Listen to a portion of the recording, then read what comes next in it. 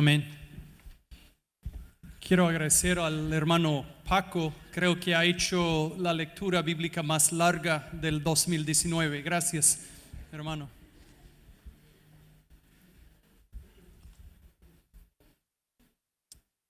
Bueno, como hemos mencionado ya esta mañana, el hermano David hizo mención de esto en su oración. El miércoles ya vamos a comenzar otro año y de hecho otra década. Y el principio de cada año es un tiempo cuando muchas personas deciden hacer resoluciones. Es cuando muchas personas deciden que hay ciertas cosas que van a cambiar en sus vidas. Y a veces nosotros los cristianos vemos a esto con un poco de sospecha o de cautela y decimos, pero si el Señor no cambia a estas personas, no podrán cambiar. O decimos, pero si estas personas no tratan a los raíces, a las cosas que están pasando en sus corazones, que están detrás de sus acciones, no van a cambiar. Y esto es muy cierto. Sin embargo, aún para nosotros los cristianos, yo creo que el fin de un año o el principio de otro año ciertamente nos presenta con una buena oportunidad para reflexionar. A veces nosotros nos ocupamos tanto con nuestros asuntos del día a día que no damos tiempo para reflexionar, no damos tiempo para evaluar el rumbo general de nuestras vidas de largo plazo. Entonces esta mañana, en este último domingo del 2019, quiero desafiarte a considerar esta cosa. Quiero desafiarte a considerar si estás viviendo la vida cristiana como Dios quiere. Si estás viviendo para el Señor con una devoción de todo corazón, que es un tema que encontramos en toda la Biblia y que encontramos específicamente en el texto que vamos a ver esta mañana. Entonces esta mañana quiero que consideres, si tú eres un cristiano, si estás viviendo para el Señor con una devoción de todo corazón.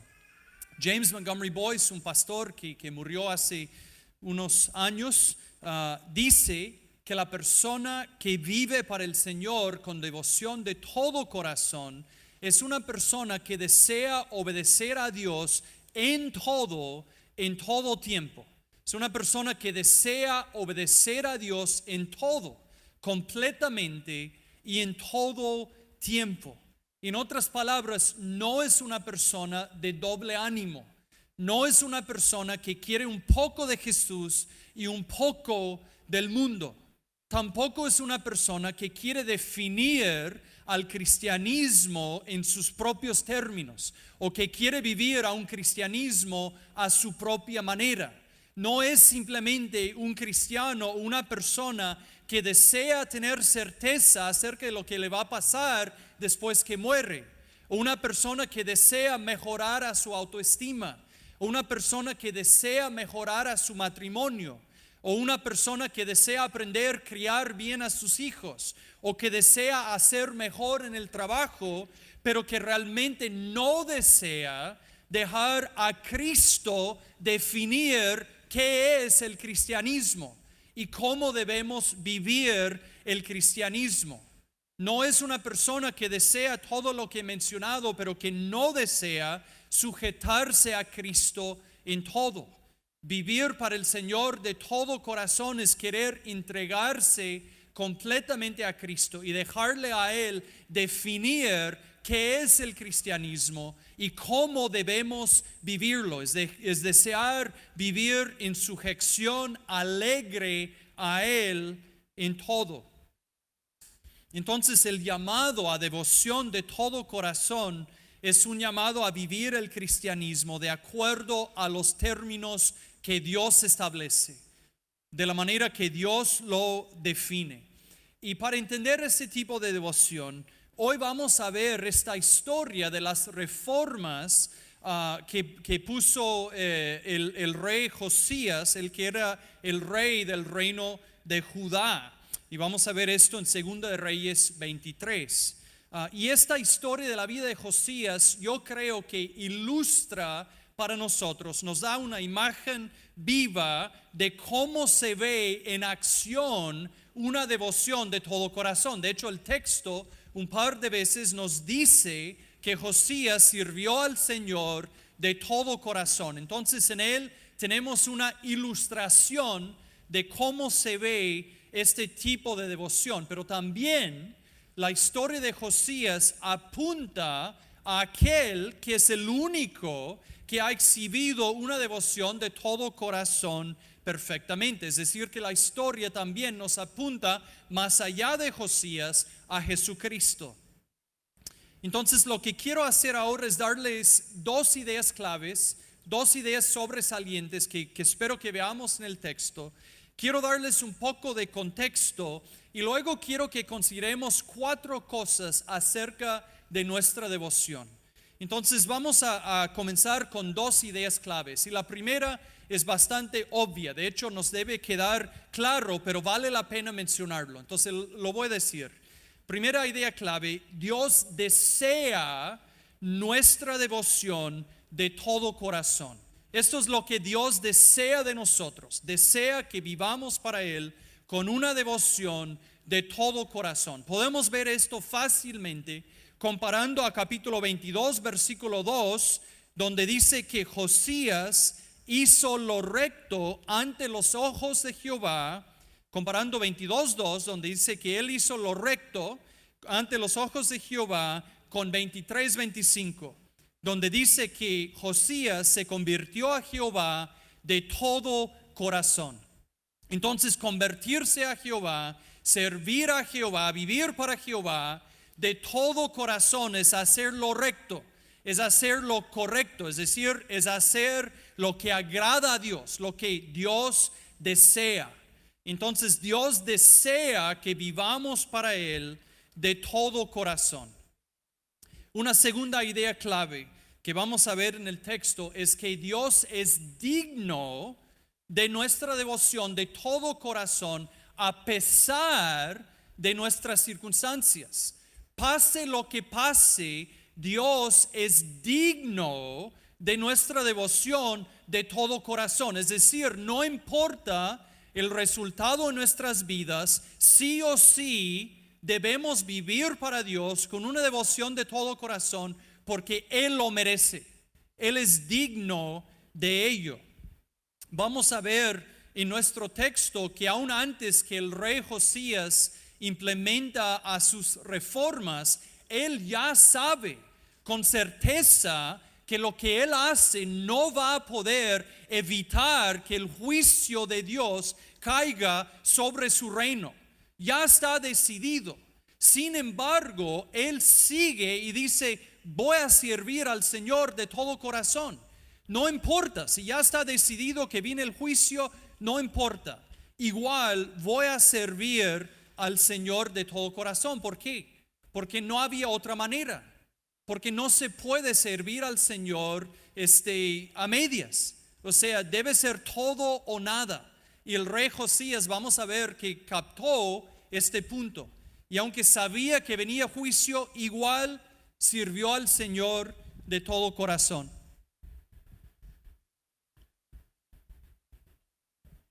Y quizás estás aquí esta mañana y habiendo escuchado lo que acabo de decir, quizás estás pensando, si tú eres joven, quizás estás pensando: bueno, yo soy joven, me queda bastante tiempo, quizás más allá habrá tiempo para que yo viva así. Quizás voy a vivir así cuando yo sea mayor. Y si tú eres mayor, quizás algunos de ustedes han vivido para el Señor de todo corazón. Y quizás estén pensando: pero ya soy mayor, yo vivía así antes, ahora es tiempo de relajarme un poco.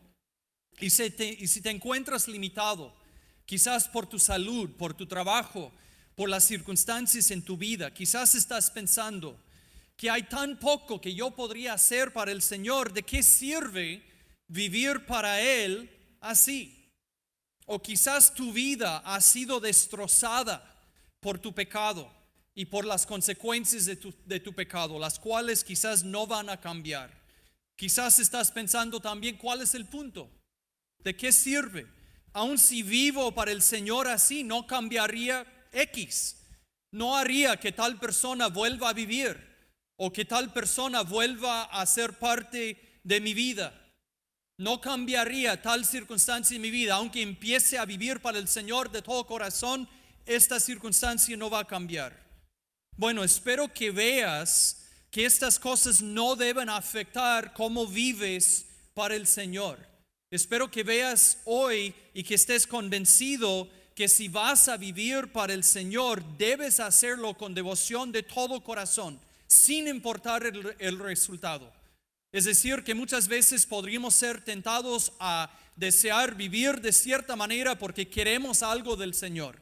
No, yo espero que Él haga X, entonces sí, voy a vivir para Él de todo corazón. Pero espero que vean que pase lo que pase, Él es digno de toda nuestra devoción. Él es digno de todo nuestro corazón. Es una verdad que Josías pudo apreciar y que pudo poner en práctica. Bueno, la historia de Josías no es la más conocida en la Biblia. Entonces quiero comenzar hoy dándoles un poco de contexto. Y voy a comenzar con un poco de contexto bíblico e histórico. Y realmente hay dos puntos que debemos apreciar para poder apreciar lo que tenemos en nuestro texto. Primero, debemos apreciar que el pueblo de Israel en el reino de Judá estaba viviendo como el pueblo de Dios bajo el viejo pacto. Es decir, que Dios había entrado en un pacto con Israel. Y bajo este pacto, Israel debía vivir en la tierra prometida bajo la ley. En un sentido, Israel debería de haber sido como Adán. Adán y luego Israel deberían vivir en la tierra de Dios, en sujeción a Dios, con el propósito de difundir al resto del mundo el conocimiento de Dios. Esta fue la visión, tanto inicialmente para Adán y Eva, luego como para el pueblo de Israel. Pero en Deuteronomio 27-28, la ley, Dios por medio de la ley advirtió a su pueblo que si ellos no eran fieles al pacto, que serían expulsados de la tierra prometida. O sea, tal como Adán y Eva, cuando pecaron y fueron expulsados del huerto de Edén, esto iba a ser una posibilidad para el pueblo de Israel. Al vivir en la tierra de Dios, si no eran fieles a su pacto, podrían ser expulsados. Otro punto general que debemos tomar en cuenta para apreciar lo que está pasando en nuestro texto es que el rey de Israel debería haber sido un líder espiritual. Según Deuteronomio 17, de 14 a 20, el rey debería haber sido un ejemplo para los demás de una vida consagrada a Jehová. Y esta vida consagrada del rey debería haber servido como un ejemplo para inspirar a los demás a también vivir vidas consagradas al Señor. En la historia de Israel, el punto culminante vino bajo David y Salomón. David, según la Escritura, fue un rey con un corazón para Dios, y aunque él cometió algunos pecados graves, sin embargo, en su vida exhibió una lealtad exclusiva a Jehová. Luego, al principio del reinado de Salomón, Israel tuvo paz y tuvo descanso. Y gracias a esta paz y a este descanso, pudieron construir el templo. Y Dios vino y bendeció al templo con su presencia. Pero luego también bajo Salomón comenzó la caída. De hecho, Salomón terminó haciendo toditas las cosas que fueron prohibidas para los reyes en Deuteronomio 17, de 14 a 20. Y específicamente, él se casó con varias mujeres de otras naciones, las cuales hicieron exactamente lo que Deuteronomio advirtió que podría pasar. Ellas desviaron a su corazón de una lealtad pura y exclusiva a Jehová y le llevaron a adorar a dioses paganos. De hecho, Salomón terminó construyendo altares para dioses paganos. Entonces, según Deuteronomio 17, El rey debería de ser fiel a Jehová y motivar a los demás a ser fieles. Pero lo opuesto también pudo suceder y sucedió. Un rey apóstata e idólatra llevó al pueblo a la apostasía y a la idolatría. Entonces, después de la muerte de Salomón, el reino se dividió en dos. En el reino del norte, casi sin interrupciones, siguieron el camino de la idolatría. En el sur fluctuaron entre fidelidad e idolatría. Pero luego, cuando llegamos al contexto más inmediato de nuestro texto, llegamos al abuelo de Josías, a Manasés, un rey de Israel que reinó 55 años y que era muy idólatra. De hecho, la mayoría de las reformas que vemos en nuestro texto de parte de Josías simplemente fueron un deshacer las cosas que su abuelo Manasés había hecho. Y después de Manasés, el hijo de Manasés, el padre de Josías, reinó 2 años y él siguió en lo mismo. Entonces, lo que debemos apreciar es que cuando Josías llega a ser rey a los 8 años, él está siguiendo 57 años de idolatría.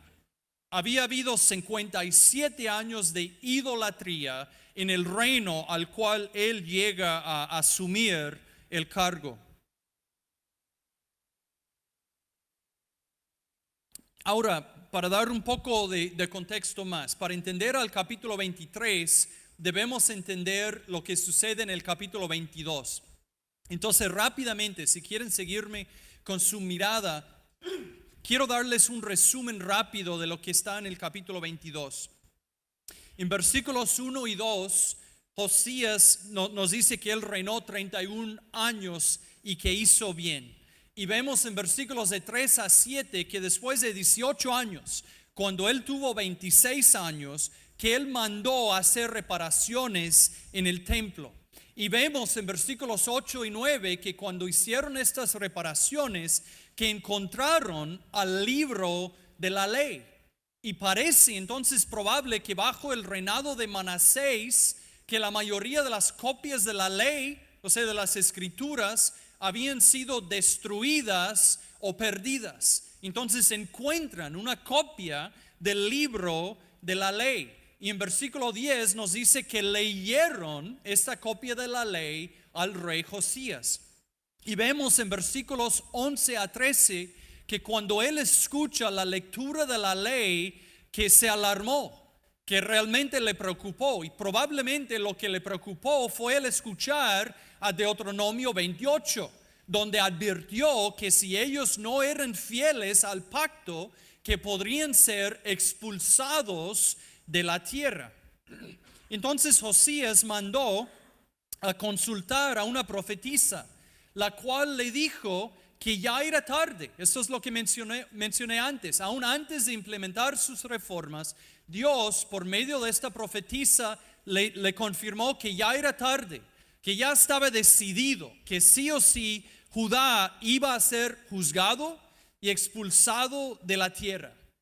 Pero esta profetisa dijo que debido al arrepentimiento de Josías, que no iba a suceder durante su vida. Y esto entonces nos trae al capítulo 23, donde vamos a ver a las reformas de Josías. Y al verlas vemos un ejemplo de devoción de todo corazón. Entonces, al ver a estas reformas, quiero que meditemos en 4 cosas acerca de la devoción o acerca de nuestra devoción. Entonces, la primera cosa que vemos en versículos de 1 a 3 y versículo 25 es que vemos la necesidad de renovar nuestra devoción. Vemos la necesidad de renovar la devoción al Señor. En versículos de 1 a 3 que el hermano Paco leyó, vemos que después de escuchar la lectura de la ley, que tanto Josías como el resto del pueblo juraron ser fieles al pacto.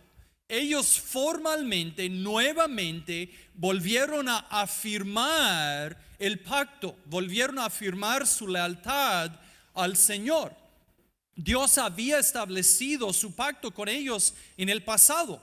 En Monte Sinaí, Él ya había establecido a su pacto con su pueblo, les había dado la ley. Pero después de aquel tiempo, había hasta 7 ocasiones en que el pueblo de Israel volvió a afirmar el pacto, en que volvió a afirmar a su lealtad a Jehová. 4 veces antes de este evento en versículos de 1 a 3, y luego 2 veces después. Entonces aquí hay un punto muy obvio de aplicación para nosotros. El pueblo de Dios ya era el pueblo de Dios. Ya había entrado en un pacto con Dios. Ya estaban en pacto con Dios. Sin embargo, ellos se habían alejado de Dios. Y entonces tomaron un tiempo en que fueron enfrentados con los requisitos de la ley, en que fueron enfrentados con los términos del pacto y en que al escucharlo renovaron sus votos. Entonces, ¿qué implica esto para ti al final de este año y al comenzar a otro año? Si tú eres un cristiano y si te has alejado de Dios, o aun si no te has alejado de Dios, si tú eres un cristiano, es apropiado y tiene precedente bíblico la idea de tomar un tiempo para volver a considerar lo que Dios exige de ti y para volver a afirmar tu compromiso al Señor, o para volver a renovar tu compromiso al Señor. Entonces creo que es apropiado que hoy nosotros consideremos esta idea de la necesidad de renovar nuestro compromiso.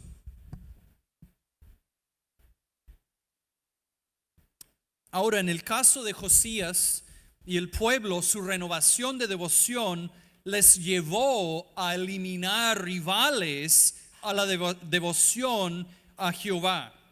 Y así debe ser en nuestro caso también. Si queremos renovar a nuestra devoción, si deseamos vivir una devoción de todo corazón, tenemos que eliminar rivales de nuestra devoción. Y vemos que esto es lo que Josías buscó hacer en versículos de 4 a 20 y 24.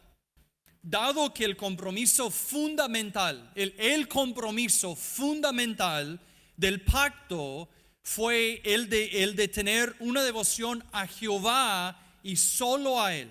Dado que este fue el compromiso fundamental, Josías buscó eliminar la idolatría y cualquier otra cosa que no agradó a Jehová. Entonces, dado que él era el rey de Judá, el reino ya se había dividido.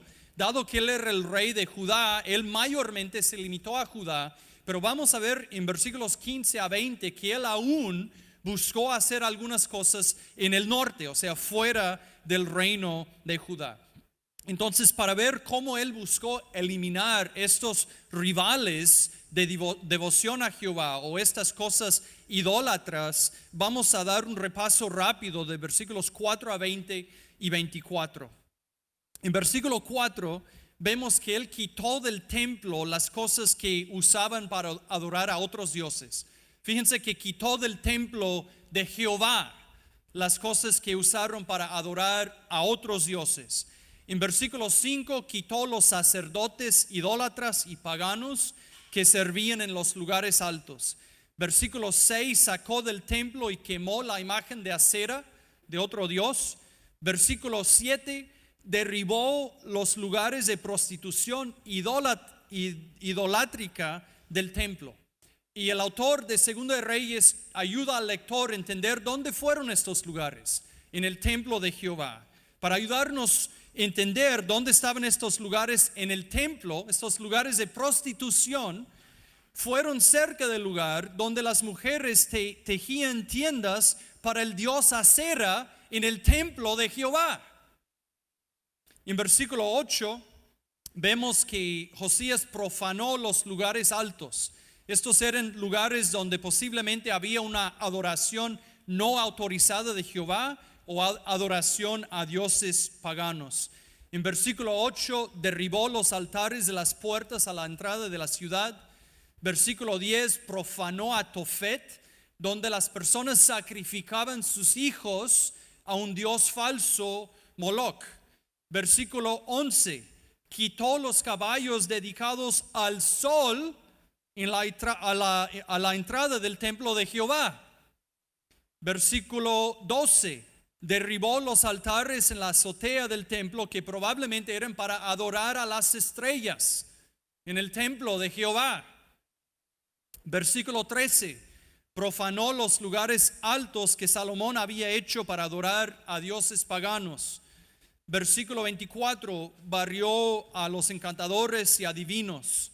Y luego en Israel, se fuera de su reino, en versículos de 15 a 18, vemos que destruyó y quemó el altar en Betel, que fue un lugar no autorizado de adoración de Jehová.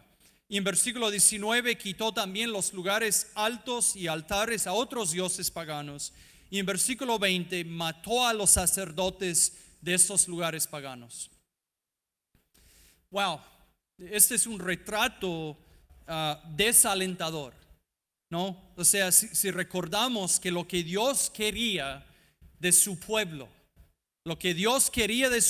fue una lealtad exclusiva y una devoción total a sí mismo, es increíble ver cuán lejos su pueblo se encontraba de esta meta.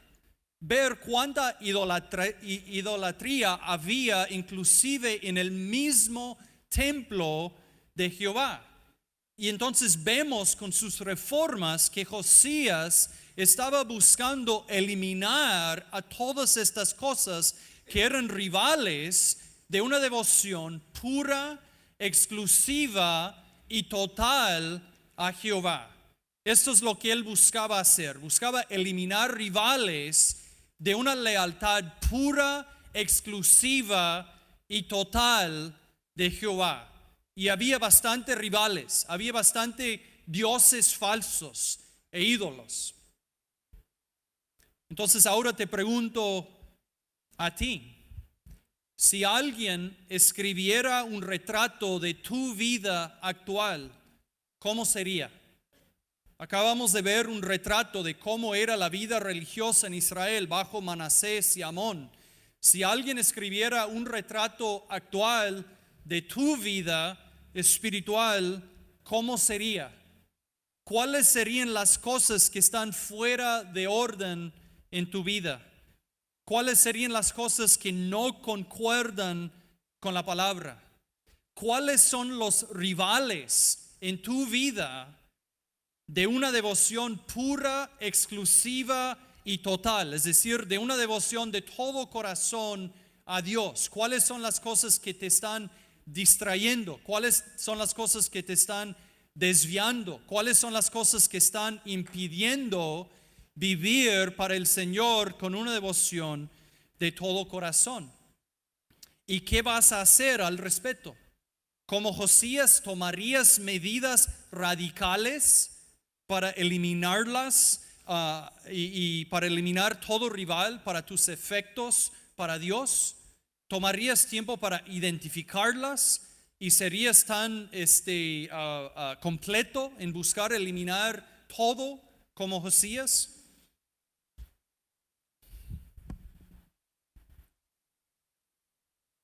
Bueno, ahora vamos a ver que Josías no solo eliminó rivales de devoción a Jehová, sino que también de manera positiva buscó cultivar la devoción por el uso de los medios. Lo mismo debe suceder con nosotros. Debemos cultivar nuestra devoción. Y vemos esto en versículos de 21 a 23. Vemos en versículos de 21 a 23 que Josías llevó al pueblo de Israel a celebrar la Pascua de acuerdo con la ley. Y nos dice que lo hicieron de manera tan completa que no lo habían hecho así desde el tiempo de los jueces. Entonces el principio que debemos apreciar aquí es que no solo eliminó el pecado y prácticas pecaminosas que podrían desviar a las personas de una devoción pura a Jehová, sino que también les llevó de manera positiva a adorar a Jehová por las fiestas, o sea, por los medios que Dios mismo había ordenado. Entonces, ¿cómo aplicamos esto a nosotros? Obviamente, por un lado, si queremos buscar una devoción de todo corazón, debemos eliminar los rivales de devoción en nuestro corazón, las cosas que podrían desviarnos o distraernos. Pero por otro lado, debemos aprender a hacer un uso positivo de los medios que Dios nos da de acuerdo a su palabra. Es decir, que en la Biblia Dios nos explica cuáles son los medios que Él mismo nos da para conocerle, para vivir en comunión íntima con Él y para servirle con una devoción de todo corazón. Él nos ha dado su Espíritu Santo. El Espíritu produce en nosotros tanto el querer como el hacer de su buena voluntad. Y Él nos dice que debemos de ser llenos o controlados por el Espíritu. Y entonces esto nos llama a nosotros a rendirnos, a sujetarnos a los impulsos santos que el Espíritu produce en nosotros de hacer la voluntad de Dios. Dios nos ha dado también su palabra. Entonces, ¿qué implica un uso positivo de este medio? Implica priorizar tiempo para leer la palabra, para meditar en la palabra, para saturar a nuestras vidas con la palabra. El Señor nos ha dado la oración. La oración también es un medio para adorar a Dios, para vivir en comunión íntima con Él, para buscar su ayuda en nuestra lucha contra el mundo, la carne y el diablo, y nuestro deseo de servirle de todo corazón. Nos ha dado las ordenanzas, el bautismo y la cena del Señor. Nos ha dado la misma iglesia en que podemos escuchar la predicación y la enseñanza de la palabra y en que podemos ser edificados por nuestros hermanos, en que podemos caminar juntos con otros creyentes. Entonces, Dios nos ha dado medios. Debemos de manera positiva, por medio de estos medios, buscar cultivar a nuestra devoción. Pero el uso de estos medios requiere disciplina, requiere esfuerzo. Entonces nos llama a ordenar a nuestras prioridades. Entonces te preguntaría, ¿cómo están tus prioridades? ¿Has ordenado a tus prioridades? ¿Has ordenado a tu vida de tal manera que estás creando tiempo para hacer un uso positivo de los medios que Dios te da para poder conocerle, para poder vivir en comunión con Él, para poder servirle de todo corazón? Bueno, ahora para terminar, en versículos 26 y 27, quiero considerar los límites de nuestra devoción. Para recordarles, en versículos 26 y 27, vemos la conclusión. Después de las reformas de Josías, después de buscar eliminar idolatría, después de buscar eliminar rivales de devoción a Jehová, después de implementar la celebración de la Pascua y buscar usar los medios, ¿qué pasa? 26 y 27. Con todo eso, Jehová no desistió del ardor con que su gran ira se había encendido contra Judá, por todas las provocaciones con que Manasés le había irritado.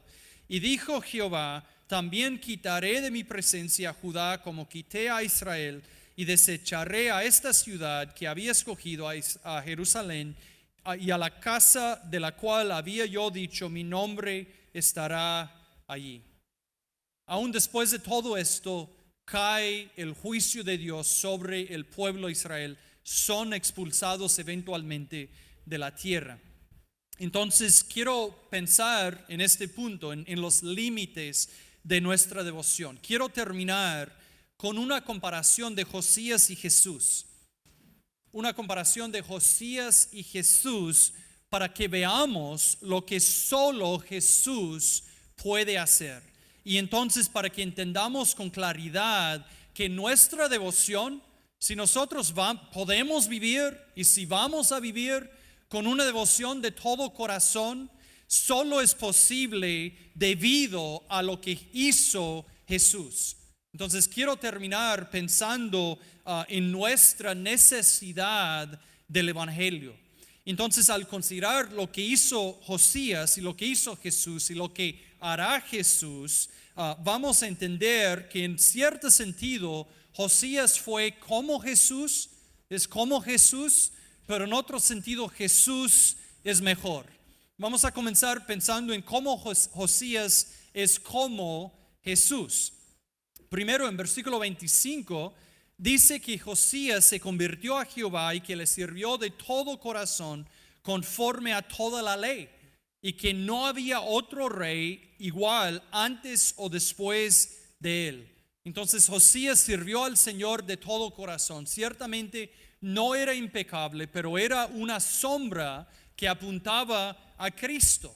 ¿Y cómo fue Cristo? Jesús fue el que sirvió a su Padre perfectamente. Jesús es el único que de hecho ha servido al Padre completamente de todo corazón, en todo detalle de su vida, en toda su vida. Jesús sirvió perfectamente a su Padre. Él obedeció perfectamente. Él hizo la voluntad de su Padre perfectamente. Segundo, Josías cumplió fielmente la visión de Deuteronomio 17, 14 a 20. Él fue un rey ejemplar. Él fue un rey que exhibió una devoción de todo corazón a Jehová y que buscó llevar al pueblo también a vivir con una devoción de todo corazón a Jehová. Y otra vez Josías fue una sombra de Jesús. Jesús fue el que cumplió esto perfectamente. Jesús es el verdadero y perfecto rey del pueblo de Dios.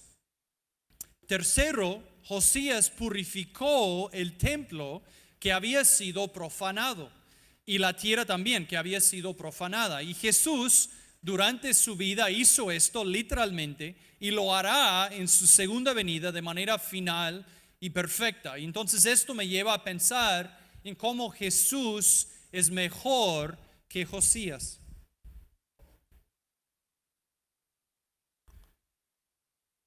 Y lo primero es lo más importante. ¿Cómo es que Jesús es mejor que Josías?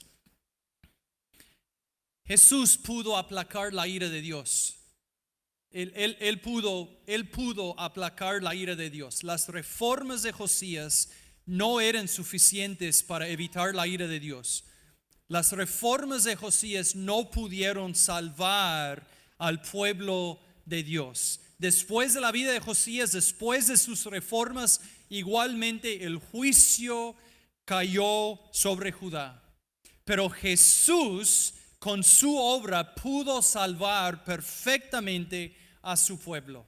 Él sufrió toda la ira de Dios en lugar de su pueblo. Y después de la obra perfecta de Jesús, el juicio de Dios no va a caer sobre su pueblo. Él sufrió toda la ira de Dios en nuestro lugar. Segundo, Jesús llevará a su pueblo a un descanso final y eterno.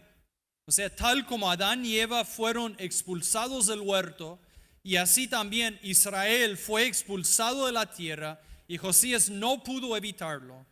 Pero donde Adán fracasó y donde Israel fracasó, Jesús triunfó. Jesús cumplió la salvación de su pueblo y nos aseguró un lugar en el nuevo mundo, en el nuevo cielo, del cual nadie será expulsado. Amén. Gloria a Dios, ¿no? Adán fracasó, fue expulsado. Israel fracasó, fueron expulsados. Jesús cumplió nuestra salvación, asegura nuestro lugar, y si estamos en Cristo no seremos expulsados. Pero tercero, Jesús va a purificar el mundo perfectamente para que sea un lugar donde Dios y la humanidad redimida pueden morar juntos para siempre. Eso es lo que Josías quiso hacer.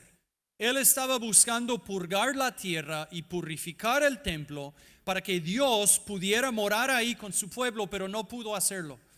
No fue suficiente lo que él hizo, pero Jesús va a purgar al mundo y lo va a purificar y lo va a recrear en un nuevo mundo. Jesús va a convertir el mundo en un templo, en un santuario donde Dios morará eternamente con su pueblo. Entonces, finalmente, aunque Josías para nosotros es un ejemplo, no era suficiente. Él nos apunta a Cristo, a nuestro Salvador, al que perfectamente cumplió la voluntad del Padre y al que cumplió perfectamente nuestra salvación. Ahora, volviendo al tema de la devoción de todo corazón, ¿qué tiene todo esto que ver con nuestra devoción? Bueno, nos ayuda a entender que la devoción de todo corazón solo es posible debido a Jesús. Y tenemos que tener esto bien claro, ¿no? Tenemos que siempre recordar el orden de Efesios 2, 8, 9 y 10. Somos salvos por la gracia, por medio de la fe, con base en la obra perfecta de Cristo. De ninguna manera tiene que ver con nuestras obras. Pero luego, gracias a la obra de la salvación, estando en Cristo, habiendo sido perdonados por la gracia, por medio de la fe, sí podemos hacer buenas obras en Cristo Jesús. Sí podemos buscar vivir una devoción de todo corazón al Señor. Podemos vivir relación entonces con Dios y aún buscar vivir con esta devoción de todo corazón debido a la obra perfecta de Jesús y a la salvación perfecta que Dios nos da por medio de Él. Entonces, para aquellos que están aquí esta mañana que no son cristianos, déjame decirte que espero que no salgan hoy diciendo que bueno, voy a hacer la resolución de vivir para el Señor de todo corazón sin antes entender el Evangelio. Porque tú no puedes, si no estás en Cristo, si nunca te has arrepentido, si no has entendido el Evangelio, si no has confiado en Cristo y solo en Él para el perdón, no podrás vivir para el Señor de todo corazón. ¿Por qué? Porque tienes un corazón de piedra. Porque según la Escritura estás muerto espiritualmente. Entonces lo que necesitas hacer primero es considerar el Evangelio. Es entender lo que Dios ha hecho por los pecadores por medio de Cristo y es arrepentirte y confiar en Cristo y solo en Él. Y cuando un pecador hace esto, no solo es perdonado la culpa de su pecado, sino que ha nacido de nuevo. Es decir, que sucede una transformación esencial en la persona. Entonces, si estás aquí esta mañana, estás seguro que no eres un cristiano, si no entiendes lo que es el Evangelio, por favor acércate a un amigo cristiano, a mí, a otra persona después del culto para conversar acerca del Evangelio. Pero cristiano, quiero concluir esta mañana desafiándote con algunas aplicaciones y con esto voy a terminar. Primero, mucho del pecado de Judá se debía al hecho de que eran ignorantes de la palabra de Dios. Habían perdido a la palabra de Dios, habían pasado por lo menos 57 años sin casi saber nada acerca de la palabra de Dios. Y vemos cuán lejos llegaron a estar de lo que Dios quería de ellos. Entonces, si tú eres un cristiano y si vas a vivir con una devoción de todo corazón, tienes que saturarte con la palabra de Dios. Entonces te haría la pregunta, ¿tienes un plan para hacerlo este año? Y si no tienes un plan, te animo a hoy pensar en un plan. ¿Cómo puedes saturar a tu vida con la palabra de Dios? Y hay un montón de buenas opciones. No te voy a dar una opción definitiva, pero hay un montón de planes de lectura de la palabra. Hay un montón de recursos para ayudarte a aprender a aprovechar tu tiempo en la palabra, a ayudarte a leer la palabra y meditar en la palabra. Entonces te animaría a dedicar quizás hoy tiempo para pensar cómo puedo en este año que entra saturar a mi vida con la palabra de Dios. Segundo, simplemente te pregunto si vivirás para el Señor con todo tu corazón este año. Si deseas hacerlo, creo que a la luz de nuestro texto podría decir que te va a exigir buscar, identificar y eliminar los rivales de devoción en tu corazón. ¿Cuáles son los ídolos en tu vida? ¿Cuáles son los pecados en tu vida? O aún cuáles son las cosas inocentes o neutrales, pero que quizás ocupan demasiado de tu tiempo, que te distraen, que te impidan conocer al Señor íntimamente y vivir para Él de todo corazón. Si deseas vivir para Él de todo corazón, tendrías que identificar, eliminar los rivales a esta devoción. Pero también te va a exigir hacer un uso positivo de los medios. Entonces te animaría nuevamente a dedicar tiempo a pensar cómo puedes priorizar tiempo en la palabra, cómo puedes priorizar la oración en tu vida, cómo puedes ordenar a tu vida para aprovechar al máximo tu participación en la iglesia local. Bueno, espero que el Señor te ayude a hacerlo mientras pongas a tu mirada en Jesús, porque finalmente Jesús es el único que vivió con una devoción perfecta. Él es el que cumplió y que cumplirá nuestra salvación, y es gracias a Él que podemos conocer al Señor y buscar vivir para Él con una devoción de todo corazón. Oremos. Señor, confesamos esta mañana que es probable que la mayoría de nosotros, si no muchos de nosotros, no estamos viviendo para ti de todo corazón. Padre, es cierto que cada uno de nosotros tiene cosas en su vida que le están impidiendo vivir para ti de todo corazón. Y Padre, confesamos que cada uno de nosotros podría hacer un mejor uso de los medios que nos das para conocerte y para caminar contigo. Padre, yo te pido que nos ayudes en este año a buscarte y servirte de todo corazón. Pero Padre, ayúdanos a hacerlo por fe, a hacerlo dependiendo de las fuerzas que tú nos das. Ayúdanos, Padre, a hacerlo al poner a nuestros ojos en Jesús, al recordar el lugar central del Evangelio, a agradecerte por la salvación que ya nos has dado, a apreciar las fuerzas que ofreces a nosotros. Padre, ayúdanos. Deseamos vivir nuestro cristianismo no a nuestra manera, sino a tu manera. Padre, por favor, ayúdanos a hacerlo en este año que entra. Te lo pedimos en nombre de Cristo. Amén.